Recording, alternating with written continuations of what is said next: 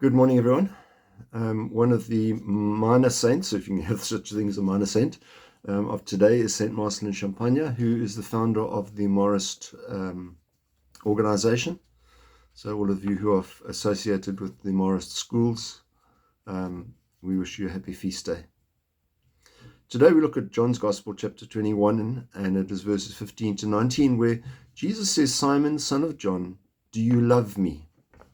Now that word love often, I think, creates problems in the minds of Christians, because you say, well, do you love Jesus? Well, a little difficult to actually come to terms with that one. So today I'd just like to have a brief look and analyze that word love and see where it actually really does apply to us. To start off with the word, the number 3 appears again in this question that Jesus puts to us. And you might remember that Father James spoke about some of the biblical numbers when he preached, not last week, in the previous weekend. But those numbers are important. The number 3 is a number of perfection in the Bible. It's the number of the Trinity, Father, Son, Holy Spirit. But it's also the number that Jesus uses in this case. Simon, son of John, do you love me? He asked him 3 times. And we reflect back in terms of the relationship with Jesus and Peter. Previously, Peter had denied Jesus 3 times. Now, some people say, well, then maybe Jesus was trying to correct that. And there's no evidence to support that.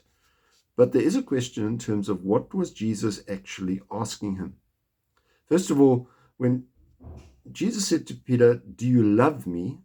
Did Peter actually understand what it was that Jesus was saying? Because the words that we have in the Bible, which come from the word love, you have, first of all, philos, which is the relationship between friends and family.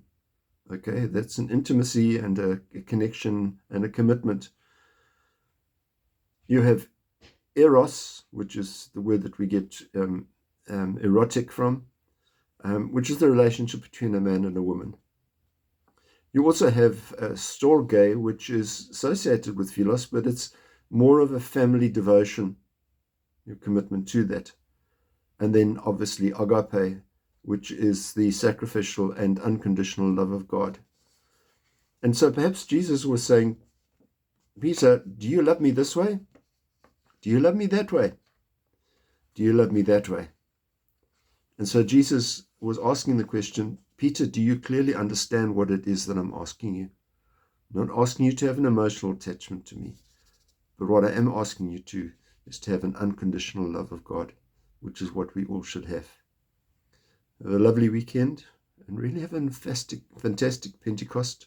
I hope it's a very, very spiritual exercise for you, spiritual time, where you can spend some time just soaking in the love of God. God bless. Bye-bye.